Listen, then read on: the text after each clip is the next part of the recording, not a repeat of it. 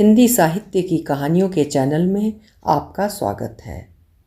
हमरंग.com web पत्रिका के संपादक हनीफ मदार जी साहित्य के एक समकालीन लेखक हैं जो अपनी कहानी, कविता, व्यंग और समीक्षाओं के लिए जाने जाते हैं। आज प्रस्तुत है उनकी कहानी दूसरा पड़ाव, मेरी आवाज़ में। मैं हूँ सीमा सिंह। जब भी उसकी आँखों को देखता तो उनमें डूब जाने को बेकल होने लगता। और सिर्फ मेरे साथ ही ऐसा नहीं होता, बल्कि उन आँखों को जो भी देखता होगा निश्चित ही उसका यही हाल होता होगा। ये बात मैं इतने आत्मविश्वास से इसलिए कह सकता हूँ कि मुझे उसकी आँखें महज आँखें नहीं, कोई झील लगती थीं, जिसकी अतल गहराइयों में उतर कर कोई भी इंसान थाह लेने के लिए बेकल हो ही जाएगा।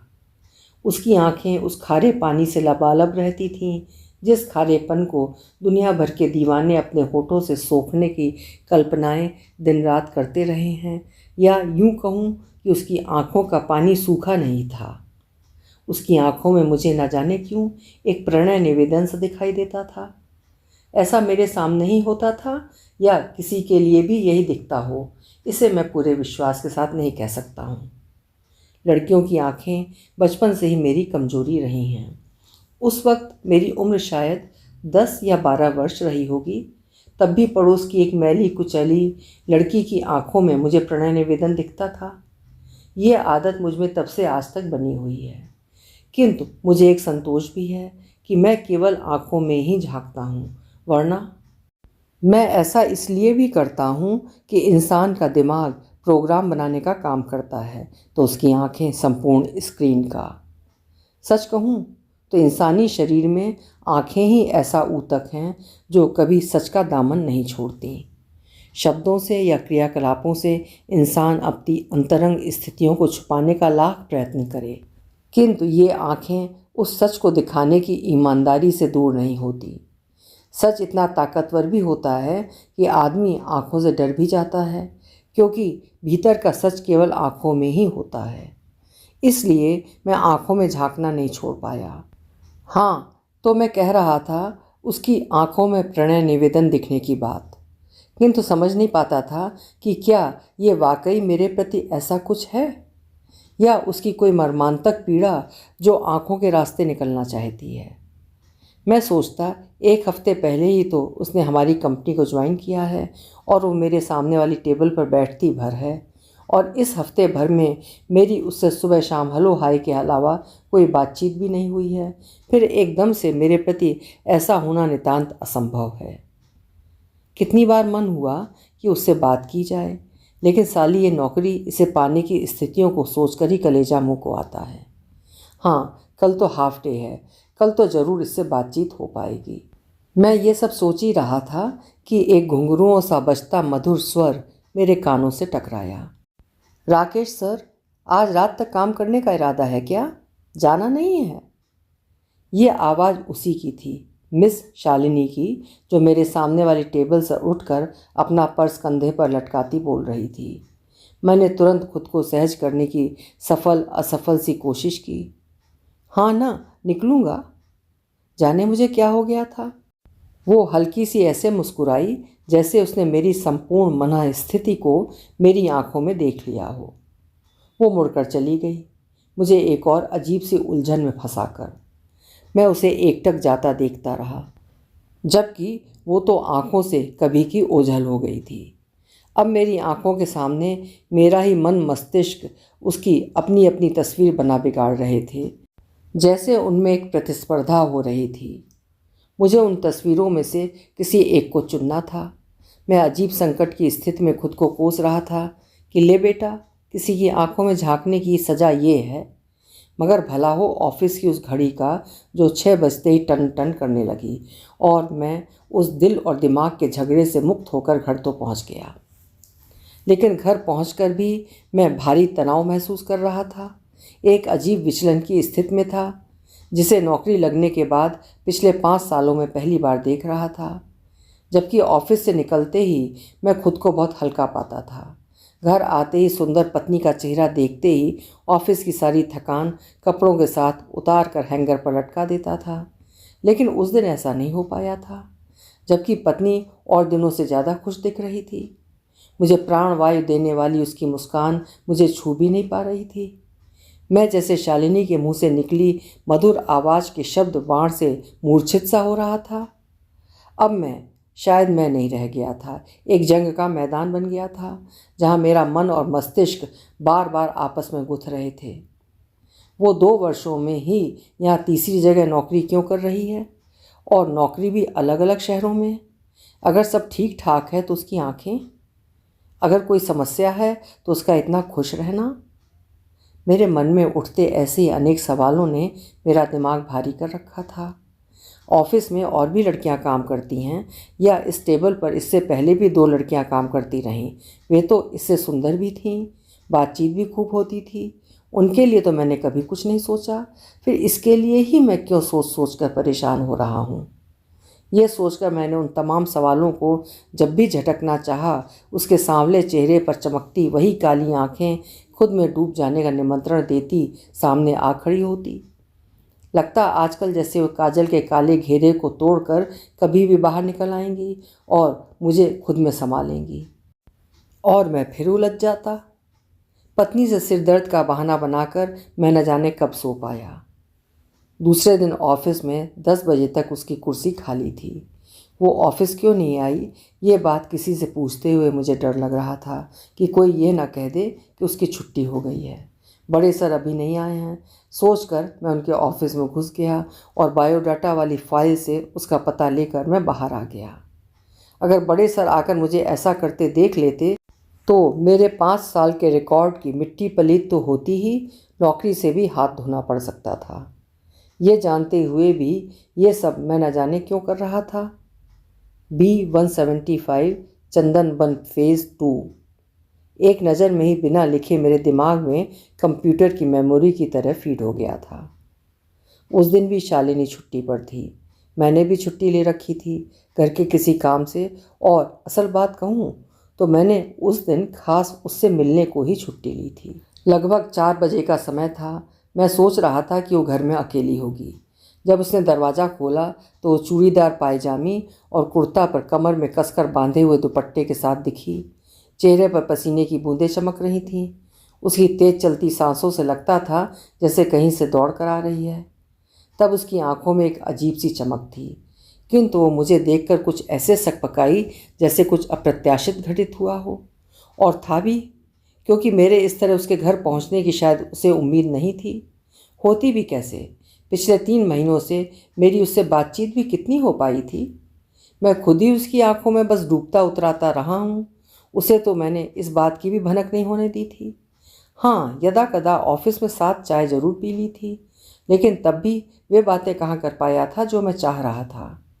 अब ऑफिस में मैं कोई अकेला तो था नहीं कि मैं और बस वो एक दूसरे के आगे पीछे ही घूमते रहें। इतने पर भी तो ऑफिस के कई लोग चुटकियाँ लेने लगे थे। मुझे इन बातों से बड़ी नफरत है, इसलिए भी मैं ऑफिस में उससे ज़्यादा बात नहीं कर पाया था। मैंने सोच लिया था कि अब छुट्टी लेकर ही बात बनेगी। सर आप? हाँ, आज छुट्टी पर था और इधर एक काम से आया था। अचानक याद आया कि आज आप भी छुट्टी पर हैं, सोचा आपसे मिलता चलूं।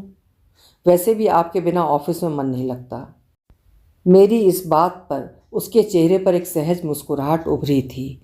हाँ, लेकिन उसके चेहरे पर उगी पसीने की बूंदें गहरा गई थीं। उसी दिन उसने बताया था कि मैं रिहर्सल करा रही थी। आज छुट्टी है तो थोड़ा जल्दी करा रही हूँ, नहीं तो ऑफिस से आने के बाद शाम को करा पाती हूँ। रिहर्सल किसकी? नाटक की। सुनकर मैंने उसे ऐसे ताका जैसे उसने ठहरे हुए पानी में पत्थर मार दिया हो। नाटक, और इस शहर में? मुझे उसकी बात पर विश्वास नहीं हो रहा था। होता भी कैसे, पिछले 5 सालों से मैं इस शहर में रह रहा हूँ, लेकिन कोई नाटक तो क्या, इस तरह की कोई चर्चा भी नहीं सुनी थी मैंने। हाँ, इससे पहले स्टूडेंट लाइफ में दिल्ली में ज़रूर सैकड़ों नाटक देखे, और सच कहूँ तो वहीं से मुझे पढ़ने की आदत लगी, और कभी कभी अखबारों में चिट्ठी लिखने का शौक़ भी। लेकिन नौकरी के बाद इस शहर में, और फिर शादी के बाद तो जैसे सब बीते ज़माने की बातें हो गई। फिर वो शाम को ऑफिस के बाद देर रात कैसे ये सब कर पाती होगी। मुझे उसकी बात कुछ अटपटी लगी तो मैंने उसे और कुरेदना चाहा। और तुम्हारे पति? इस सवाल पर वो न जाने क्यों एकदम से चुप हो गई और अगले ही पल मैं आपके लिए चाय लेकर आती हूँ कहकर उठ गई। मुझे उसकी ये चुप्पी सामान्य नहीं लगी थी।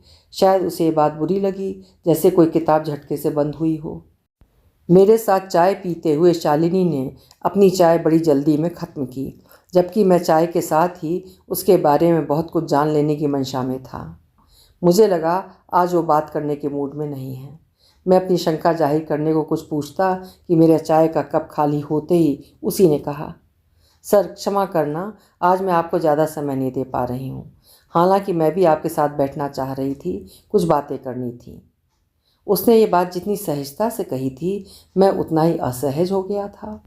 मन में आया कि कह दूं कि अरे छोड़े अपने काम को, बैठे तो हैं, बातें कर ही लेते हैं।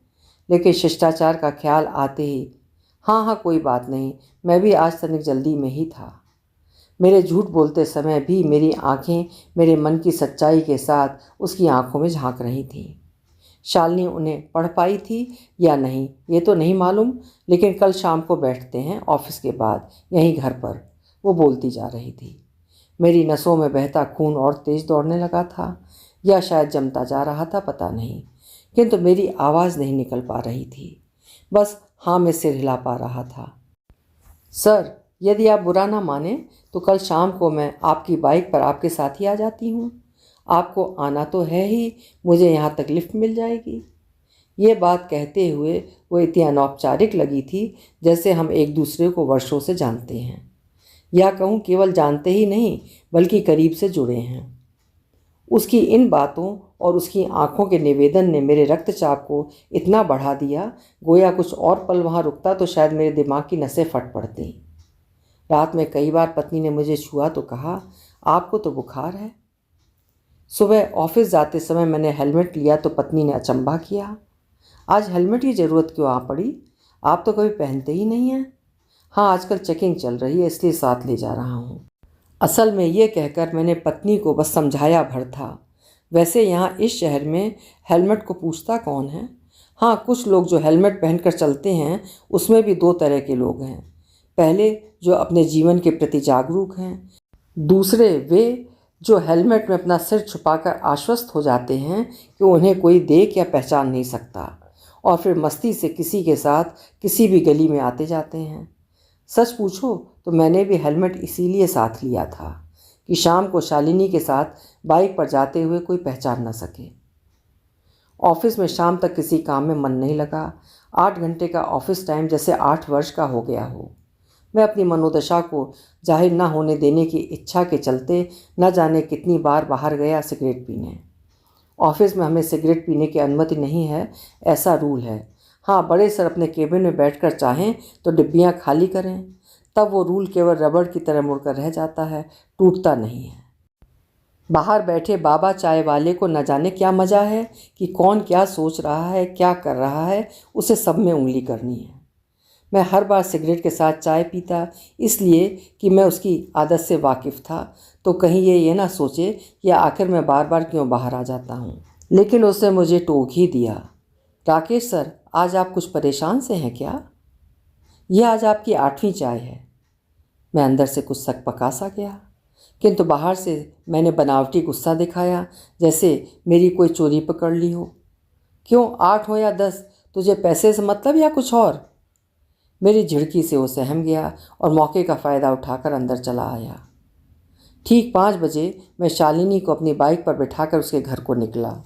न जाने क्यों बाइक चलाते हुए मुझे लगने लगा कि हम ऑफिस से नहीं बल्कि कॉलेज से आ रहे हों। मोटरसाइकिल भी अन्य दिनों की अपेक्षा कुछ तेज़ चल रही थी। चलते चलते ब्रेक लगाने पर शालिनी मुझसे टकराती तो लगता शालिनी मेरे साथ शरारत कर रही हो। हेलमेट लगे होने के कारण हम दोनों कोई भी बात नहीं कर पा रहे थे। शालिनी भी एकदम शांत बैठी थी। उसने अपना दाहिना हाथ मेरे कंधे पर रख लिया था। ब्रेक लगाने पर उसके हाथ का दबाव मेरे कंधे पर बढ़ जाता तो मुझे एक अजीब से सुख से तर कर जाता। हालांकि मैं जानबूझकर बाइक को ऐसे भीड़ भरे इलाके से निकाल रहा था जहां बार बार ब्रेक लगाने पड़ रहे थे। मैंने एक कॉफ़ी हाउस पर बाइक रोकी भी। क्या हुआ सर? मैं सोच रहा था एक कॉफ़ी हो जाए।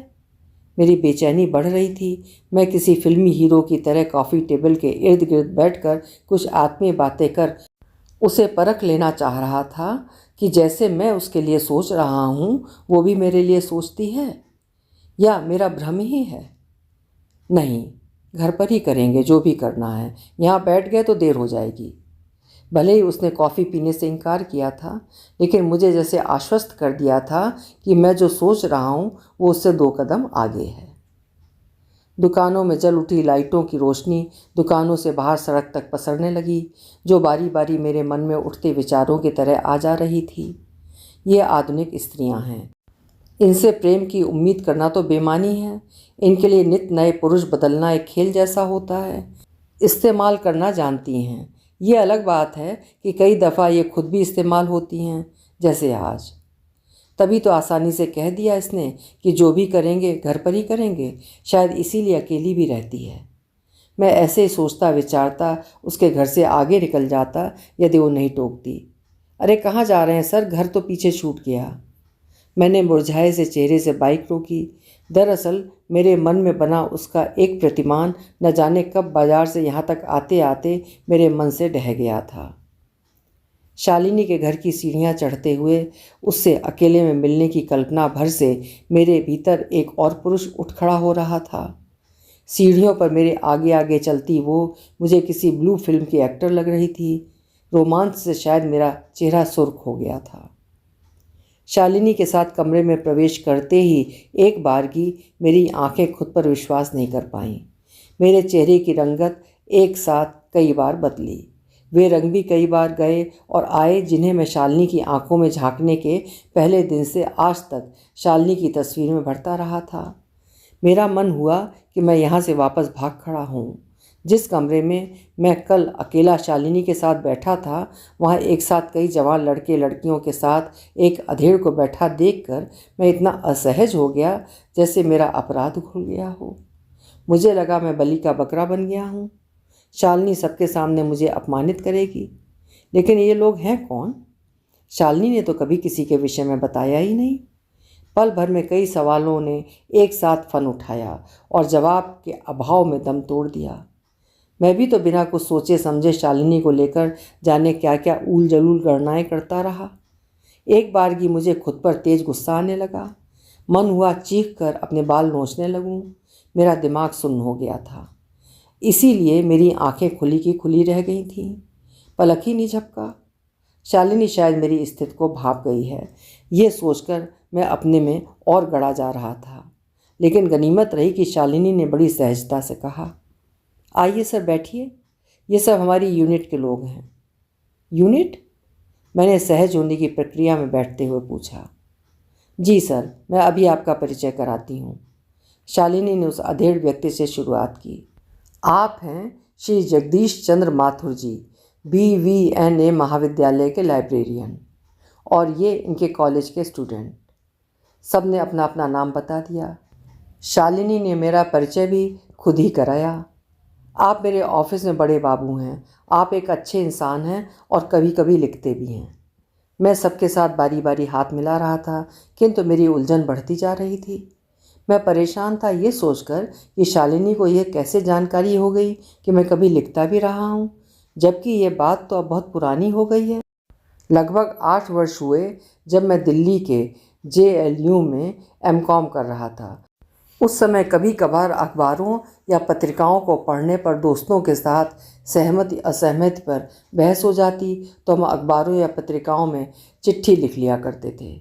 वो तो ऐसा साहित्य भी नहीं था कि उसे पढ़कर मेरे नाम से इसने मुझे पहचान लिया हो।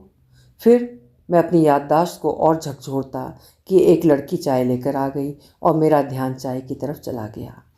चाय हाथ में आते ही शालिनी ने कमरे में स्थापित हुए मौन को तोड़ते हुए मेरी आंखों में अपनी आंखें डालीं। सर, हम सब मिलकर यहाँ एक रंगमंचीय संस्था की स्थापना कर रहे हैं और हम चाहते हैं कि आप हमारे साथ खड़े हों तो हम सबको अच्छा लगेगा। शालिनी की बात सुनकर मुझे एक अजीब झटका सा लगा, जैसे मैं कहीं ऊंचे से गिरा हूँ। मेरा मन हुआ मैं ठठाकर हंस पड़ूँ। इस शहर में रंगमंच बड़ी बचकानी सी बात लगी मुझे। मैं बारी बारी सबके चेहरे ऐसे देखने लगा जैसे वे सब मूर्ख हों। अंत में मेरी नज़रें शालिनी की झील सी आंखों के गहरे समुद्र में डूबकर फंस गईं। उसका ये निवेदन लगातार गहराता जा रहा था। मैं उसके इस प्रस्ताव को ठुकराना चाहता था, लेकिन न जाने क्या था उन आँखों में कि मैं बोल ही न सका। मेरी मूक सहमति समझकर शालिनी ने मुझे उकसाया। सर, आप पिछले कई वर्षों से शहर में रह रहे हैं, आपका सर्कल भी बड़ा होगा, अपने कुछ सुझाव तो रखिए। उसकी आंखों से निकलते ही मैं जैसे ज़मीन पे आया था। शालिनी, मेरा लिखा तुमने ऐसा क्या पढ़ लिया जो बताया कि मैं लिखता रहा हूँ? आप एक दिन ऑफिस में फ़ोन पर अपने किसी दोस्त से बात कर रहे थे, तब मैंने सुना था। मुझे याद आ गया था, विजय से बात हुई थी जो आगरा में रहता है। JLU में हम दोनों साथ थे। शालिनी, मैं पिछले 5 वर्षों से शहर में हूँ। रोज़ाना के अखबार या लोकल चैनल शहर भर के धार्मिक अनुष्ठानों या सांप्रदायिक तनाव की खबरों से भरे रहते हैं, जहाँ अपने अपने धार्मिक कर्मकांडों को ही सांस्कृतिक क्रियाकलापों के रूप में जाना जाता हो। हिंदू मुस्लिम जहाँ 21वीं सदी में पहुंचकर भी इंसानों जैसा व्यवहार न कर पा रहे हों, वहाँ तुम्हारी ये कोशिश किसी चट्टान पर पेड़ उगाने जैसी नहीं लगती? मैंने एक विराम लेकर सबके चेहरों को प्रतिक्रिया स्वरूप पढ़ना चाहा। सबके चेहरों पर जैसे बर्फ पड़ गई हो। हाँ, लेकिन शालिनी हल्के से मुस्कुरा रही थी। देखकर मुझे पहली बार शालिनी पर खींच हुई थी। तुम्हें मेरी बातें मजाक लग रही हैं शालिनी? ऐसी बात नहीं है सर, बल्कि मैं कहूँ कि ये सब जानकारी मुझे पहले से है और इसीलिए मैंने इस शहर को चुना है। तुम कहना क्या चाहती हो? यही कि आपको नहीं लगता कि इसी शहर को कहीं ज़्यादा ज़रूरत है ऐसे संगठन की? मुझे तो पिछले 5 वर्षों से लगता रहा है, लेकिन उससे क्या, मैं अकेला कर भी क्या सकता था? तो फिर किसी ना किसी को तो शुरुआत करनी ही होगी ना। और अब तो तुम अकेले नहीं हो, हम सब हैं। बीच में ही मेरे सामने बैठा लड़का बोल पड़ा था। बिल्कुल सही, गांधी ने जब अंग्रेज़ों के खिलाफ आवाज़ बुलंद की तब वे भी अकेले ही थे। हालांकि मैं गांधी नहीं हूँ, किंतु सोचे सर, एक व्यक्ति पूरे देश को अपने पीछे कर सकता है, तो क्या हम सब मिलकर एक शहर के चंद लोगों को अपने साथ लाने का प्रयास नहीं कर सकते? शालिनी की इस बात पर सबने तालियां बजा दीं, जैसे वे सब पहले से ही इन सब बिंदुओं पर एकमत थे। बस मैं ही बचा था और ये जिम्मा शालिनी पर था। मैं तो पहले से उसके प्रभाव में था, रही कसर उसकी बातों ने पूरी कर दी थी। शालिनी इतने लोगों को इकट्ठा करके एक बड़ा काम तो कर ही चुकी थी। मैं हाँ करूं या ना करूं, इस पर क्या फ़र्क पड़ेगा? फिर इस बहाने शालिनी का साथ तो बना ही रहेगा, ये सोचकर मैं ना नहीं कर सका। हमारे बीच देर तक बहस होती रही। मेरी हर कोशिश शालिनी के इरादों के सामने पानी के बबूलों की तरह फूटती रही। सबसे पहले हमें क्या करना होगा? मेरे इतना पूछते ही सब एक साथ जीत की मुद्रा में एक दूसरे के हाथ में हाथ देते हुए लगभग चीखे। मैं परेशान, आखिर क्या हो गया? राकेश सर, आपने हम शब्द का इस्तेमाल करके सब में एक नई ताकत भर दी है। माथुर जी के स्पष्टीकरण से मेरे भीतर भी खुशी का एक ऐसा पटाखा फूटा, लगा जैसे 5 वर्षों से परिवार से अलग इस शहर में रहते रहते मैं खुद को भी भूल चला था। तब अचानक एक बड़े परिवार ने मुझे मना कर गले लगा लिया हो। मेरी आंखों की कोरें शायद फूट पड़ती यदि मैंने अपनी पूरी ताकत से पानी के घूंटों की तरह खुद अपने अंदर ही न सोख लिया होता। शायद मेरी आंखें मेरे भीतर के सच को छुपा नहीं पाई थीं। मेरे न चाहते हुए भी वे पानी में तैर गई थीं। शालिनी ने पूछ ही लिया, क्या हुआ सर? मुझे अचंभा हो रहा है कि शहर में इतनी आत्मीयता और प्रेम भी मौजूद है। हर शहर में होता है सर, शायद आपने कभी खोजा ही नहीं। इस जवाब ने शालिनी को मेरी नज़रों में बहुत बड़ा बना दिया था। मेरे भीतर अब तक की बनी उसकी तस्वीर की किरचें मेरे भीतर चुभ रही थीं, जैसे मुझे सज़ा मिल रही हो। हम शहर भर में नुक्कड़ नाटक करेंगे, जागो रे। अंत तक ये बात तय होते होते शहर पूरी तरह के अंधेरे की गिरफ्त में आ चुका था। नाटक की रिहर्सल का समय तय होते ही सब जैसे पूर्ण तृप्त होकर घर से निकल रहे थे, लेकिन मेरे भीतर शालिनी को लेकर एक नया बीज अंकुरित हो गया था। इस बातचीत में मैंने कई दफ़ा शालिनी के पैरों को देखा। कोई निशानी नहीं थी उसमें शादीशुदा होने की। तो क्या मैं उसे? मन में उठते विचार को मैंने हल्के से झटक दिया और चला आया था, मगर मैंने देखा ये विचार झटका नहीं था, बल्कि मेरे साथ ही चिपका रहा था। रोज़ाना शाम को शालिनी के साथ उसके घर तक जाने के लालच में मैं रिहर्सल में शामिल होने लगा। इस बीच कभी ऑफिस से जल्दी निकल आते तो रास्ते में पड़ने वाले कॉफ़ी हाउस पर चाय या कॉफ़ी पीकर जरूर जाते। ये आग्रह मेरा ही होता। इस बहाने हम नाटक के अलावा अन्य बातें भी करते। तभी मैं ये जान पाया था कि वो इलाहाबाद की रहने वाली है। वहीं उसने बताया था। इलाहाबाद में हमारे घर के पड़ोस में एक मैडम रहती थीं, जहाँ मैं ट्यूशन पढ़ने जाती थी। उनके पास साहित्यिक किताबों का अंबार रहता था। हंस, नया ज्ञानोदय, शेष, वर्तमान साहित्य जैसी अनेक पत्रिकाएं मासिक रूप से उनके घर आती थीं। ना जाने कब वहीं मुझे पढ़ने का शौक़ लगा। एक दिन अखबार में उनका फ़ोटो छपा देखकर मैं चौंकी थी और मैंने पूछा था। तब उन्होंने बताया कि मैं थिएटर भी करती हूँ और लगातार कई दिन तक उसके विषय में बताती रहीं। मुझे उनकी बातें सुनकर अच्छा लगता था। उसके बाद मेरे कहने पर उन्होंने ही मुझे अपनी नाट्य संस्था से जुड़वाया था। इन बातों के बीच में मैं कई दफ़ा उसकी आंखों में झांकता, न जाने क्यों मैं जब भी उसको कुरेदने को कोई सवाल करता तो मुझे गोल गोल घुमा देती। कहती, अब सब कुछ आज ही जान लोगे, रिहर्सल का समय हो रहा है, सब लोग इंतज़ार करेंगे, शेष बातें फिर कभी। मैं कहता, शालिनी, रिहर्सल की कभी छुट्टी भी कर दिया करो। वो हंसते हुए कहती, सर ये काम जले हुए कंडे की आग की तरह है, जिसे लगातार हवा न दी गई तो ऊपर राख की परत जम जाएगी और न जाने कब ठंडी पड़ जाए, इसलिए जल्दी चलो। फिर मेरे पास कोई जवाब नहीं रहता था। रिहर्सल के बीच आपसी नोक झोंक, हंसी मजाक, छेड़छाड़ और शरारतों में मुझे भी आनंद आने लगा था। नौकरी के बाद का मेरा ज़्यादातर समय शालिनी के साथ पढ़ने, बहस करने और नाटकों की तैयारियों में ही बीतने लगा था। जैसे मेरे लिए किसी हसीन राजमहल का दरवाज़ा खुल गया था और मैं उस राजकुमारी के सपनों का राजकुमार बन गया था।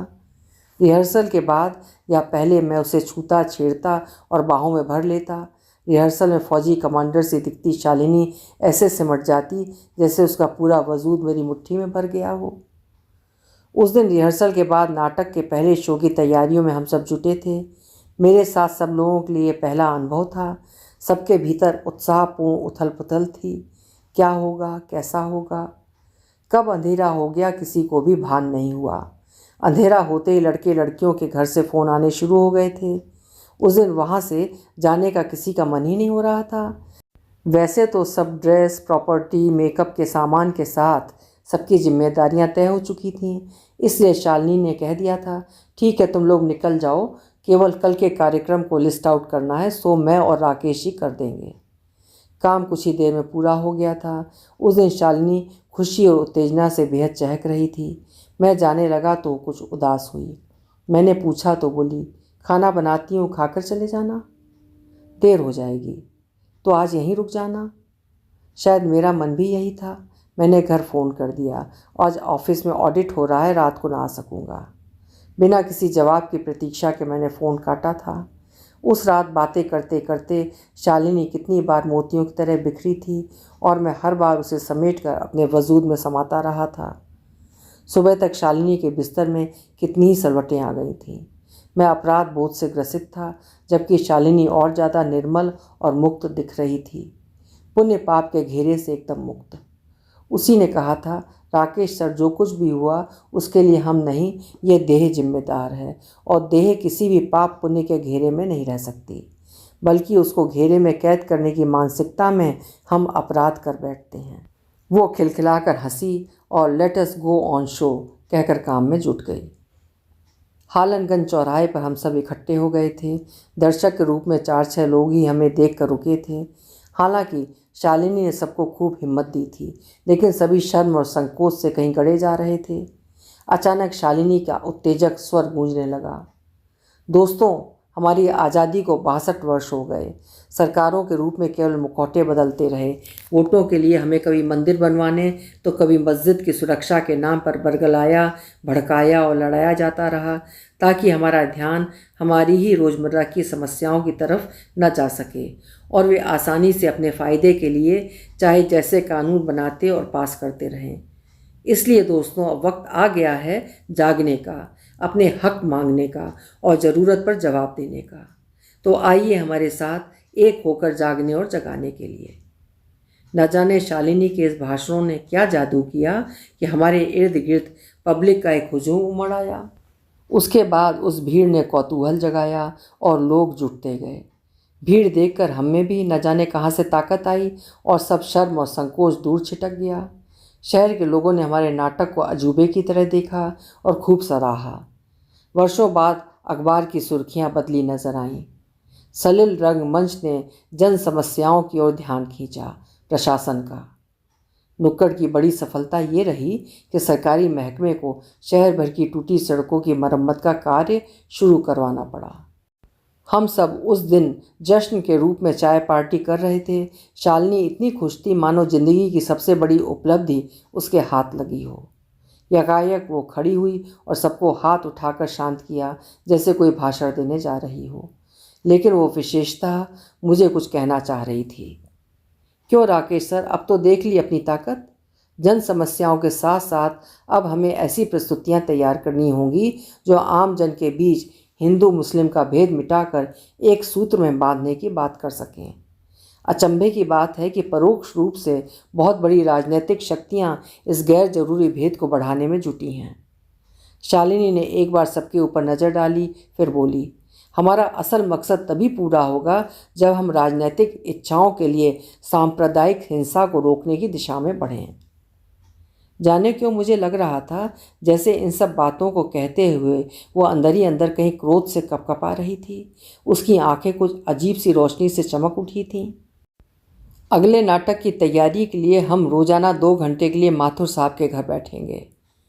शालिनी ने हंसी ठहाकों के बीच अचानक प्रस्ताव फेंका और माथुर ने सहर्ष स्वीकार भी किया। अभी हम बातें कर ही रहे थे कि गांव से फ़ोन आया, पिताजी की तबीयत ज़्यादा खराब हो गई है। सुनकर सब परेशान होंगे, इसलिए मैं बिना किसी को कुछ बताए दूसरे ही दिन गांव चला आया था। लेकिन हाँ, शालिनी को फ़ोन कर दिया था।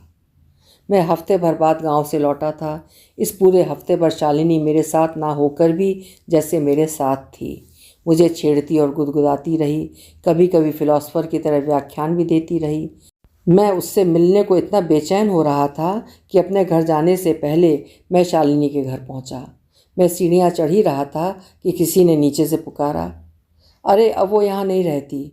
आखिर खुल गया ना उसका भेद, इसलिए रात में ही निकल गई। आप खूब बच गए। उस अधेड़ की बातें मेरे भीतर नश्तर की तरह चुभती नहीं। मेरा सिर झन्ना गया, हाथ पैर जैसे लकवे के शिकार हो गए हों। मुझे धराशायी करने को तो उसके चले जाने की खबर ही काफ़ी थी, फिर ये उसका भेद कौन सा खुल गया था। मैंने जानबूझकर उस अधेड़ से कुछ भी नहीं कहा, न पूछा। बस किसी लाश की तरह लगभग लुढ़कते हुए मैंने माथुर जी को फ़ोन लगाया, शायद उन्हें कुछ पता हो। हाँ राकेश जी, वो चली गईं। हाँ, आपके लिए एक चिट्ठी छोड़ी है। माथुर जी जितनी आसानी से सब बातें कह गए थे, मैं सुनने तक में व्यथित था। चिट्ठी की बात सुनते ही मेरी बेकली इतनी बढ़ी कि मैं कंधे पर बैग लटकाए ही माथुर जी के घर जा पहुंचा, उनसे वो चिट्ठी लेने। हालांकि माथुर जी के चेहरे पर चिंता की कुछ बेतरतीब सी लकीरें उभर रही थीं, किंतु मेरी बदहवासी को देखकर वे ज़्यादा परेशान हो उठे थे। मुझे पीठ थपथपाकर बिठाया और एक सफ़ेद बंद लिफाफा मुझे सौंप दिया। सर, मेरा इस तरह आना आप सबको अच्छा नहीं लगा होगा, खासकर आपको। इसके लिए मैं आपकी अपराधिनी हूँ। मैं भागी नहीं बल्कि जा रही हूँ। यहाँ मेरे साथ जो हुआ उसका मुझे पहले ही भान था। वैसे भी मुझे जाना तो था, लेकिन ऐसे नहीं। हाँ, आपको वो सब बताकर जो आप जानना चाहते थे, कुछ और भी जो आपने नहीं जानना चाहा। आपने कई बार पूछा कि मैं शादीशुदा हूँ कि नहीं, तो सर मैं शादीशुदा हूँ। 3 वर्ष पहले मेरी शादी रवि से हुई थी। हुई भी क्या, मैंने ही कर ली थी। रवि एक व्यवसायी होने के साथ राजनीतिक रसूख वाला आदमी था, लेकिन इलाहाबाद में हमारी नाट्य संस्था को खड़ा करने में उसकी बड़ी भूमिका थी। हमारे हर शो को आर्थिक मदद, रिहर्सल व शो के लिए जगह की व्यवस्था करना उसी की जिम्मेदारी रहती भी क्या, वो खुद लेता था। बैठे बिठाए सब व्यवस्थाएं उसके फ़ोन से ही हो जाया करती थीं। हम उसे किसी भी समस्या के लिए परेशान होते नहीं देखते थे। किसी भी समस्या पर जब वो सलीके से अपनी बात रखता तो वो मुझे किसी महापुरुष से कम न लगता। उसके सकारात्मक तर्क किसी को भी अपने साथ बांध पाने में सक्षम लगते। मुझे उसकी बातें बड़ी मज़ेदार लगती थीं। कभी कभी मैं कहती, क्या क्या पढ़ते हैं आप? तो मुस्कुरा कर कहता, कुछ शेष नहीं बचा है, सबको पढ़ लिया है। उसके सामने मुझे अपनी समझ बड़ी तुच्छ प्रतीत होती थी। सच कहूँ तो मैं उसके आकर्षण में थी, लेकिन ये सोच कर नहीं कि उससे शादी करनी है, क्योंकि मैं शादी तो करना ही नहीं चाहती थी। अपने साथ की शादीशुदा लड़कियों की हालत देखकर मुझे शादी के नाम से ही नफरत थी। वे लड़कियां जो मेरे साथ हंसती, खेलती, गाती, पढ़ रही थीं, लगता था गोया तितलियां हमसे जीने की कला सीखती हैं।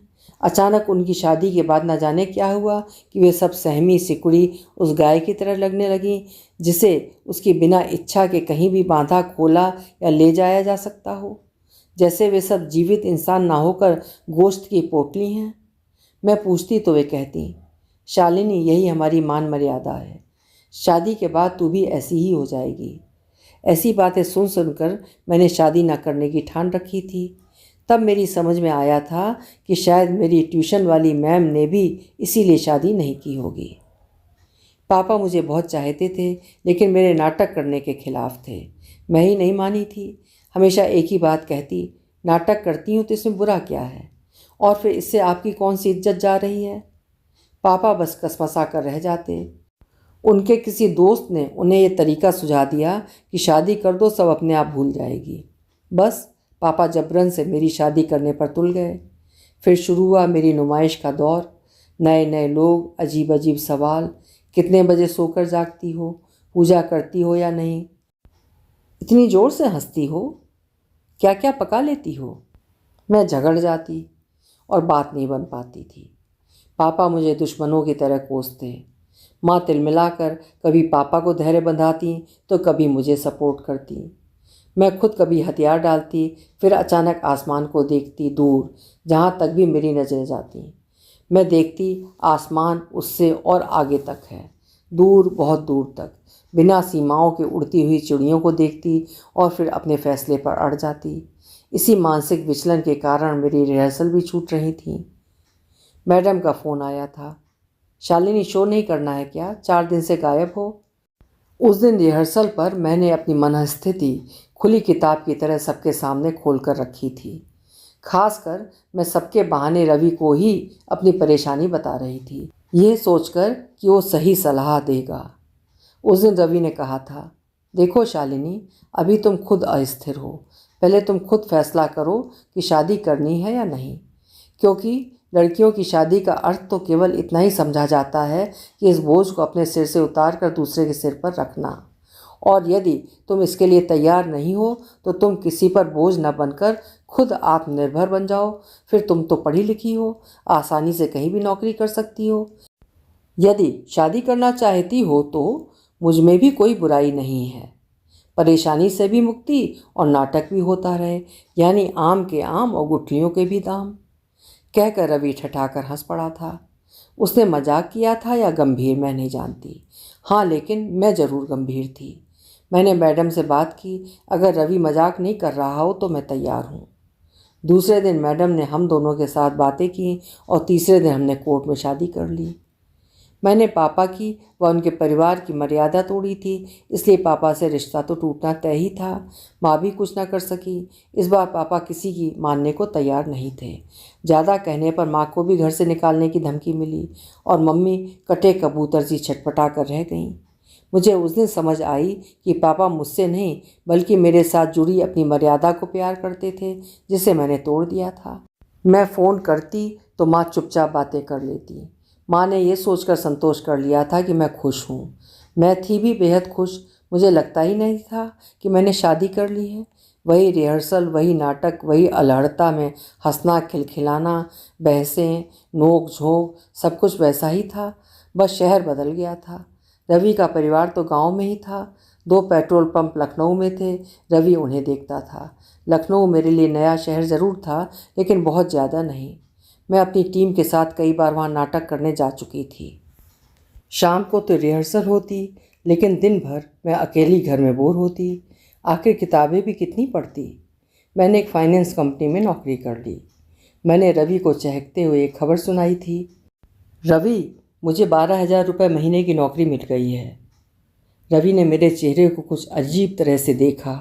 उसका मुस्कुराता चेहरा धीरे धीरे सपाट होता गया। सिर्फ 12,000 के लिए तुम इतना खुश हो रही हो? इससे कहीं ज़्यादा खर्चा मेरे जलपान का होता है। रवि की ये बात सुनकर मुझे अचंभा हो रहा था। मैं एकदम से तय कर पाने की स्थिति में भी नहीं थी कि रवि मजाक कर रहा है या गंभीर होकर मुझे मेरी औकात बता रहा है। फिर भी मैंने गंभीरता से अपने मन की बात कही। रवि, मैं ये नौकरी तुम्हारे लिए नहीं कर रही, ये तो मैं आत्मनिर्भर होने के लिए कर रही हूँ। आप ही तो कहते थे किसी पर बोझ न बनने की बात, और मेरा मन भी लगा रहता है। अब उसकी कोई ज़रूरत नहीं है। वैसे भी मम्मी पापा को ये शादी रास नहीं आई है। क्यों? वही बड़े बूढ़ों की सोच। खानदान में चाचा मंत्री रहे हैं और बेटे की शादी ऐसे सामान्य तरीके से। लेकिन तुम उसकी फ़िक्र मत करो, मैं मैनेज कर लूँगा। बस तुम ये नौकरी वोकरी, खैर कुछ दिन मन बहलाने को कर लो। वैसे भी अब तुम्हें आत्मनिर्भर होने की ज़रूरत नहीं, क्योंकि तुम अब शादीशुदा हो और रवि प्रकाश की पत्नी। समझ गई? अब मैं समझ गई थी कि रवि मजाक नहीं कर रहा था, लेकिन उसमें अचानक आए इस बदलाव को मैं समझ नहीं पा रही थी। रवि ज़रूर किसी उलझन में होगा, उससे उसका मूड अपसेट है, तभी इस तरह की बातें कर गया है। यही सोचकर मैंने रवि की बातों पर ज़्यादा ध्यान नहीं दिया था। शाम तक नौकरी, फिर रिहर्सल या बहसें, गप गोष्ठियाँ। कॉलेज का समय जैसे वापस आ गया था। कॉलेज, ट्यूशन, फिर रिहर्सल। दोस्तों के साथ हंसना ठठाना, ताने उलाहने, कभी घर जल्दी पहुंचना, कभी थोड़ी देर हो जाना। रवि अभ्यस्त था इन सब चीज़ों के लिए, इसलिए मैं भी बेफिक्र थी। रवि भी लगभग रोज़ सा ही हमारे साथ रिहर्सल पर आ ही जाता था। मैं भी खुश थी। समय जैसे बेपरों के उड़ने लगा था। कुछ ही दिनों के बाद से एक अजीब बात होने लगी थी, और ना चाहते हुए भी मेरा ध्यान उस तरफ जा रहा था। पिछले 1 महीने से रवि हमारे नाट्य ग्रुप के साथ आकर नहीं बैठ रहा था। शाम को अक्सर मैं उसे घर पर 2-4 लोगों के साथ मीटिंग करते हुए पाती। उनकी बातों, लहज़ों और पहनावों से वे राजनीतिक लोग थे, इतना मैं समझती थी। शुरू शुरू में ये बात मुझे ज़्यादा महत्वपूर्ण नहीं लगी, क्योंकि ये बात मैं पहले से ही जानती थी कि उसके राजनीतिक रसूख भी हैं। लेकिन अब कुछ अघटित सा घटने लगा था। ठीक वैसे ही जैसे दुनिया में बहुत कुछ घटित होते सुकून नहीं देता, और न घटित होते ऐसी संभावनाओं के लिए छटपटाते हैं। मेरी स्थिति लगभग ऐसी ही थी। उस दिन इतवार था। हमारे ग्रुप के डायरेक्टर ने अगले नाटक के चयन के लिए 3 बजे मीटिंग में हम सबके साथ रवि को भी बुला रखा था। 3 बजे का समय भी रवि के कारण ही रखा गया था, क्योंकि रवि 2 से 5 घर पर ही होता था। लेकिन रवि नहीं आया। सबने बहुत देर तक रवि का इंतज़ार भी किया। अंततः मीटिंग शुरू हुई और नाटक का चुनाव कर लिया गया। न जाने क्यों मुझे उस दिन रवि का वहाँ न पहुँचना अच्छा नहीं लगा। उस दिन मैं ये सोचकर घर पहुँची कि आज रवि से बात जरूर करूँगी और इस बदलाव का कारण भी जानकर रहूँगी।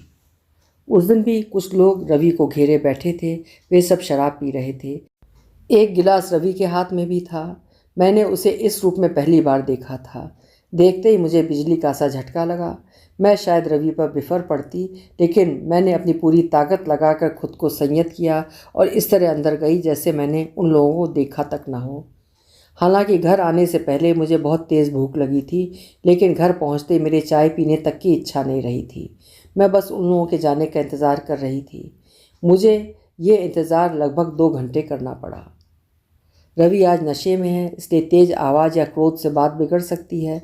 इस ख्याल से मैंने रवि से बड़ी सहजता से पूछा, रवि आज आप आए क्यों नहीं? पता है आज बड़ा मज़ा आया, पूरा यूनिट इकट्ठा था, तुम्हारा बहुत वेट भी किया। आज ऐसे काम में फंसा रहा जिसकी उम्मीद भी नहीं थी। कोशिश भी की लेकिन निकल नहीं पाया। और फिर तुम तो थी ही वहाँ। आखिर तुम केवल शालिनी ही नहीं, हमारी पत्नी भी हो। रवि की सहजता से लगा कि बात आगे बढ़ाई जा सकती है। आज तुम शराब पी रहे थे, और ये कौन लोग हैं जिन्हें मैं अक्सर यहाँ बैठा देखती हूँ? रवि की आंखों की गोलाई देख मैंने बात हल्की करनी चाही। तुम्हारी पत्नी हूँ इसलिए पूछ रही हूँ। मैं सहम गई थी, लेकिन मुस्कान की मुद्रा में फैलते रवि के होंठों को देख मुझ में साहस सा आ गया था। शालिनी, ये पार्टी के लोग हैं, चुनाव करीब हैं, इसलिए कुछ तैयारियों पर चर्चा करने आ जाते हैं। रही बात शराब की, तो वो मैं नहीं वे लोग पी रहे थे। मैं तो बस गिलास हाथों में लिए उनको साथ देने का बहाना भर कर रहा था। सब करना पड़ता है, तुम खुद देख लो। मैं तुम्हें नशे में दिख रहा हूँ क्या? अपने क्रियाकलाप और हंसी मजाक से रवि ने मुझे निरुत्तर कर दिया था। मैं उसे उस दिन मीटिंग में चुने गए नाटक के विषय में बताना चाह रही थी कि रवि यकायक गंभीर हो गया। शालिनी, एक बात कहूँ? हाँ जी, कहिए। तुम ये नौकरी छोड़ दो। दरअसल मेरे जानने वाले जो बातें करते हैं मुझे अच्छी नहीं लगती। कहकर रवि ने ऐसे मुंह बनाया जैसे कोई कड़वी दवा चाट ली हो। मैं एक पल में समझ गई थी रवि जो कहना चाहता था, फिर भी चीखी या चिल्लाई नहीं, क्योंकि ऐसी समस्याओं से जूझने और निकलने की कला मैंने ग्रुप में रहकर मैडम से सीखी थी। वे भी बड़ी से बड़ी समस्या पर धैर्य नहीं खोती थीं। रवि, लोग कहते हैं इससे मुझे फ़र्क नहीं पड़ता, लेकिन तुम क्या कहते हो? शालिनी, मैं तुम्हें गलत नहीं समझता, लेकिन बाजार तो है ही, और काम है तो लोगों से हाथ भी मिलाना होता है, उनसे हंसना, मुस्कुराना, फ़ोन करना, बातें करना, ये सब तो होता ही है। तो इससे और कितनी औरतें आजकल काम कर रही हैं। अगर ऐसे ही सोचे तो काम कैसे चलेगा? सबकी बात अलग है शालिनी। कुछ तो देह तक बेचती हैं, लेकिन तुम तो ऐसा नहीं कर सकती। तुम्हारे लिए मेरे मन में ऐसा कुछ नहीं है शालिनी। मैंने कहा ना, करना पड़ता है सब। इसीलिए कहता हूँ कि तुम नौकरी छोड़ दो, और तुम छोड़ भी सकती हो। रवि की बात सुनकर एक बारगी मैं काँप गई। उसकी बातों ने मुझ में एक बौखलाहट पैदा कर दी थी। यही मेरे धैर्य की पराकाष्ठा थी। बावजूद इसके मैं कोई गुंजाइश नहीं छोड़ना चाहती थी। मेरे शब्द काँप रहे थे। रवि, तुम तो ऐसे नहीं थे, कितने समझदार थे, लेकिन तुम इस तरह की बातें। समझदार हूँ तभी तो कह रहा हूँ नौकरी छोड़ दो, इससे पहले की। फिर नहीं छोड़ पाओगी। व्यंग भरी मुस्कान के साथ अपनी बात अधूरी छोड़कर रवि उठा और अंदर जाकर बेड पर पड़कर सो गया। बहुत देर तक तो मेरा दिमाग कुछ कहने या करने की स्थिति में ही नहीं रहा था। अजीब अजीब सी आवाज़ों के साथ लगता जैसे कमरे की दीवारें आपस में टकरा रही हों, उनके बीच में दबकर जैसे मैं पिस रही हूँ। मेरा शरीर मृत हो गया है। बाई घर जाने के लिए पूछ रही थी। उसने मुझे झकझोर कर एहसास दिलाया कि मैं जिंदा हूँ। मन बहुत कसैला हो रहा था। फिर भी मैं ये सब सोचती बेड पर जा पड़ी कि रवि आज शराब के नशे में है, इसलिए यह अनाप शनाप बक गया है। सुबह तक होश में आ जाएगा तो उसे याद भी नहीं रहेगा कि उसने रात में क्या कहा था। ऐसा नहीं है कि मैं रवि की बातों के निहितार्थ नहीं समझती थी, इसीलिए मैं उस रात बिल्कुल भी नहीं सो सकी थी। घड़ी की मामूली टिक टिक मेरे मस्तिष्क पर किसी हथौड़े की सी चोटें मारती रही। मन का दीपक बुझा तो अंधेरा मेरे मन के साथ जुड़ गया। फिर मैं अंधेरे से बातें करती रही, शंका आशंकाओं के झूले से लटकती कूदती रही, बिखरते सपनों पर पैबंद लगाकर जोड़ने की कोशिशें करती रही। सुबह के उजास से मन का अंधेरा हटा तो आँख लग गई। रवि ने तैयार होकर ऑफिस जाने से पहले मुझे जगाया। सामने घड़ी की सुइयां 11 बजने का इशारा कर रही थीं। खिड़की से छनकर आती धूप के घेरे में बेतहाशा भाग दौड़ करते धूल के कण जैसे मेरे अंदर की कहानी को बयां कर रहे थे। मैं ये सोचकर हड़बड़ा कर उठी कि आज ऑफिस को बहुत लेट हो गई। क्या हो गया? रवि ने पूछा। तो रवि, मैं ऑफिस के लिए। मैं अपनी बात भी पूरी नहीं कर पाई कि रवि ठठाकर हंसने लगा। अब उसकी ज़रूरत नहीं है, मैंने चावला जी को फ़ोन कर दिया, तुम्हारी जगह वे किसी और को अपॉइंट कर लेंगे, उसने मुस्कुराते हुए कहा और मेरे गाल पर हल्की सी चपत लगाकर चला गया। उस दिन मुझे लगा कि मैं तो हिल भी नहीं पा रही हूँ। मुझे जंजीरों में जकड़ दिया है। उसकी जकड़न मेरी हड्डियों को तोड़ रही है। ज़िंदगी मेरे सामने अचानक एक बोझ की तरह आ खड़ी हुई, जिससे ढोना शायद मेरे वश में नहीं था। मेरे पास कोई दूसरा चारा भी नहीं बचा था, सिवाय ये सोच लेने के कि न सही नौकरी नाटक तो है। नाटक में कितनी जिंदगियां हैं, मैं उनमें डूबकर अपनी ज़िंदगी तलाशूंगी। सिसकती ही सही, मेरी ज़िंदगी वहीं है। सब कुछ तो छीन लिया मुझसे, क्या कुछ मैंने नहीं छोड़ा। अपना घर, माँ बाप का प्यार, अपना शहर, अपने लोग, अपने रिश्ते नाते, इन सब पर भारी था मेरा जुनून नाटक के लिए। मैं इसे नहीं छोड़ सकती। यही सब सोचकर मैंने अपना नाट्य दल बना लिया था, बिल्कुल अपने इसी सलिल रंगमंच की तरह। पैसे की मेरे लिए ना कमी थी ना अहमियत। मैंने रिहर्सल के लिए एक हॉल किराए पर ले लिया था, जहाँ मेरा ज़्यादा समय व्यतीत होने लगा था। करती भी क्या, घर बचा ही कहाँ था, मकान रह गया था, बड़ा सा मकान। मैं भीष्म साहनी की रचना मुआवजे के नाटक की तैयारियों में जुटी थी। एक दिन रवि रिहर्सल में आ गया और बड़े अच्छे मूड में था। वो सब लोगों के लिए समोसे लेकर आया था। उस दिन मैं उसे देखकर खुश थी। मुझे लगा रवि आज नहीं तो कल वापस आ जाएगा, और फिर सुबह का भूला शाम को घर वापस आए तो उसे भूला नहीं कहते। हम सब रिहर्सल में जुट गए। रिहर्सल ख़त्म होते ही रवि कुछ जल्दी में घर चला गया। मैंने सोचा था चुनाव करीब है तो कोई काम याद आ गया होगा। मुझे तो इस बात का इल्म भी नहीं था कि वो मुझे घर पर इस मूड में मिलेगा। रवि कमरे में मेरा इंतज़ार कर रहा था। शालिनी, एक बात पूछूं? हाँ हाँ, मैं चहक उठी थी। यदि मैं कहूँ तुम नाटक छोड़ दो, या कहूँ कि तुम्हें नाटक या मुझ में से किसी एक को चुनना हो, तो तुम किसे चुनोगी? मैं उसके चेहरे को गौर से देखने लगी। उसकी आंखें स्थिर थीं। मुझे अंदाज़ा हो गया था कि रवि मजाक नहीं कर रहा है। अगले ही पल मुझे लगा उसने सवाल नहीं थप्पड़ मारा है। मैं चाह कर भी सहज नहीं हो पा रही थी, लेकिन अंधेरे में भी कोई किरण खोजने की कोशिश में मैंने खुद को संभाला। रवि, तुम क्या कह रहे हो? तुम्हें लगता है नाटक तुम्हारी जगह ले सकता है, और यह भी संभव नहीं कि तुम मेरे नाटक की भरपाई कर सको? सच कहूँ तो तुम मेरी जिंदगी हो और नाटक मेरी आस्था। मुझे लगा रवि खुश हो जाएगा, लेकिन उसका चेहरा कुछ अजीब विकृति से भर उठा। शालिनी, वैसे तुम्हें अब ये नाटक वाटक छोड़ देना चाहिए। क्या मिलना है इससे?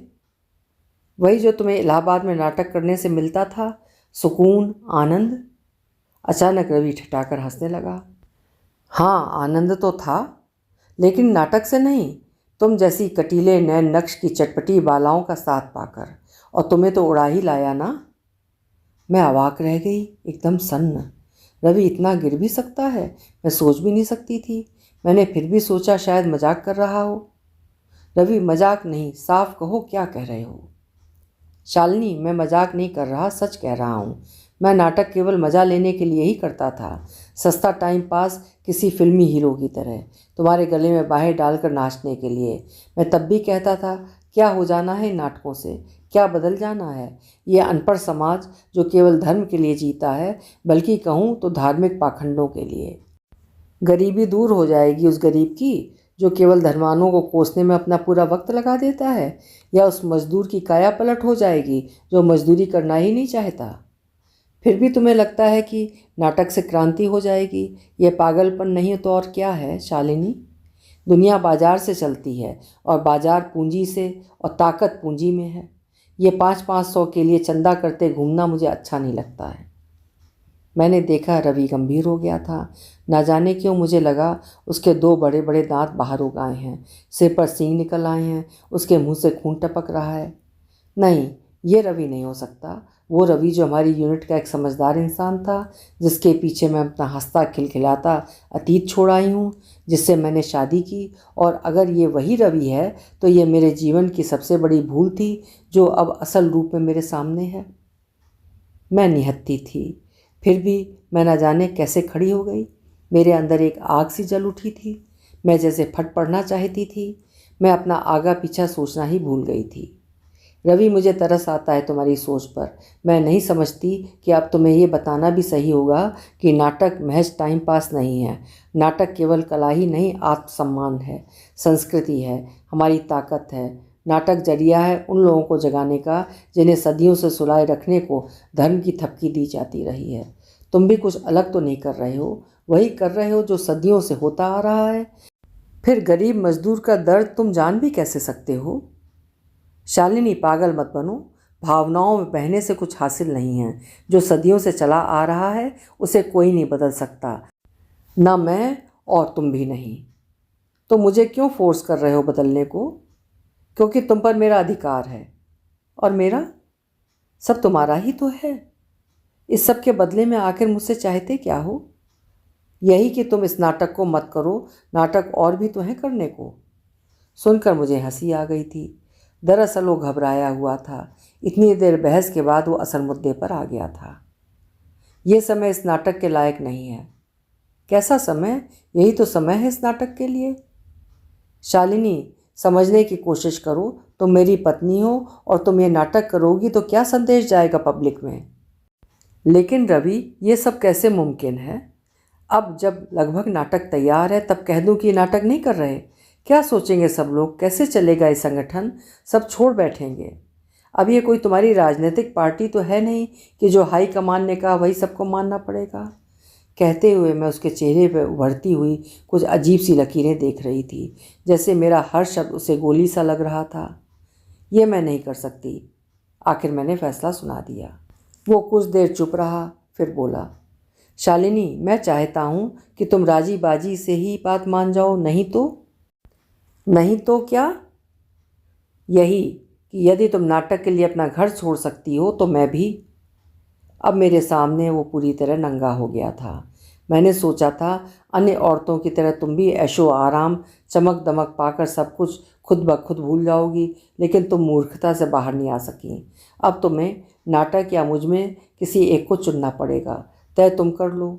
एक दिन भूखी रहोगी तो सब नाटक भूल जाओगी। उसने जितनी सहजता से कह दिया था, मैं उतनी असहज हो गई थी। वो क्षण मेरे लिए पूरा जीवन चुनने का था। मुझे एक और होना था।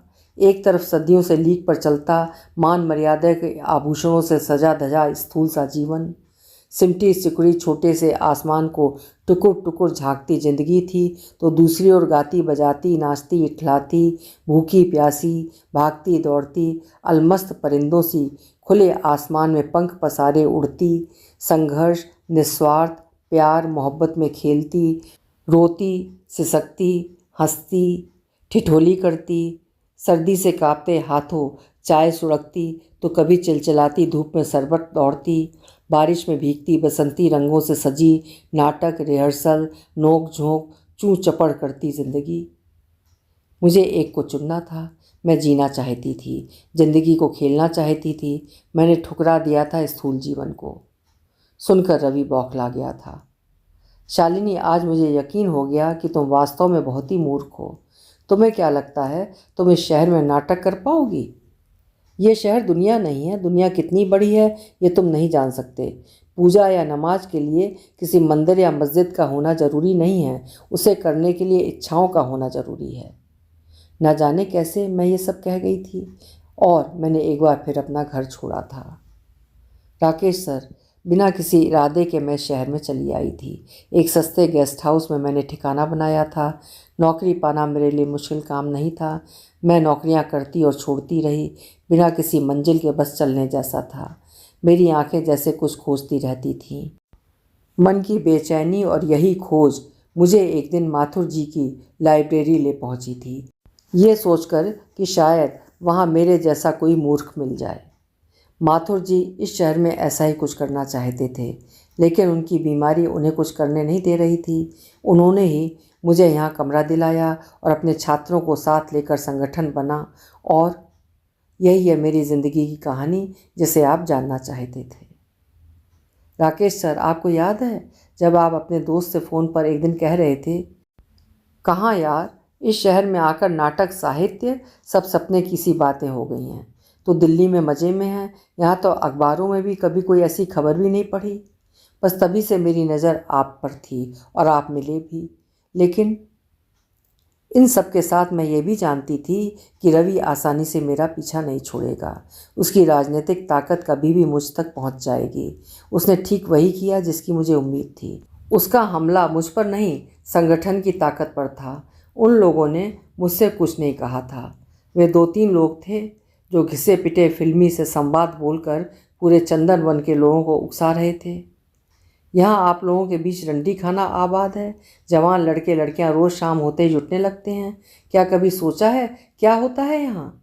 क्या संस्कार जाएंगे हमारी बहन बेटियों में? लोगों में भी फिल्मी तर्ज पर ही पागलपन सवार हुआ था। राकेश सर, आप सोच रहे होंगे कि मैंने लोगों को जवाब क्यों नहीं दिया। दरअसल जवाब के लिए मेरे पास था क्या? उस भीड़ में सभी में ही मेरे पिता थे, जो मोहल्ले भर की मर्यादा को टूटने नहीं देना चाहते थे। मेरे पड़ोसी चाचा, जो अपनी ताकत से खड़े नहीं हो सकते थे, उनमें भी कितनी ताकत भर गई थी। उन जवान और अधेड़ों के शरीर गुस्से से कांप रहे थे, जिनकी नज़रें हमेशा मुझे गिद्धों की तरह नोचती रही थीं।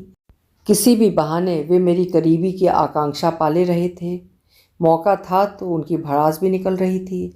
ऐसे में मैंने उनका सामना करना उचित नहीं समझा था। मुझे बिल्कुल भी डर नहीं था कि वे लोग मेरे साथ क्या करेंगे, बल्कि मैं ऐसा कुछ भी नहीं होने देना चाहती थी जैसा रवि चाहता था। लोग मेरे साथ बदतमीज़ी करें, हंगामा हो, पुलिस आए। दूसरे दिन लोगों से पूछकर मीडिया खबर बनाए और संगठन के नए लड़के लड़कियां घबरा कर दूर छिटक जाएं। रवि यही तो चाहता था। यहाँ से जाने से पहले मैं रात भर सोचती रही, क्या मेरा यहाँ रहना ठीक है। अंत में मुझे लगा कि अब आप और माथुर जी मेरे बिना भी नाटक करते रहोगे। मैंने आपसे मिलकर युवा पीढ़ी में वो बीज बो दिया है जिसे कोई रवि नहीं उखाड़ सकता। राकेश सर, क्या मेरा ये फैसला गलत था? मैं नहीं जानती आप इसे गलत कहेंगे या सही, लेकिन आप, माथुर जी और पूरा संगठन जानता है कि आंधी हो या तूफान हो, बवंडर हो, नाटक नहीं रुकेगा।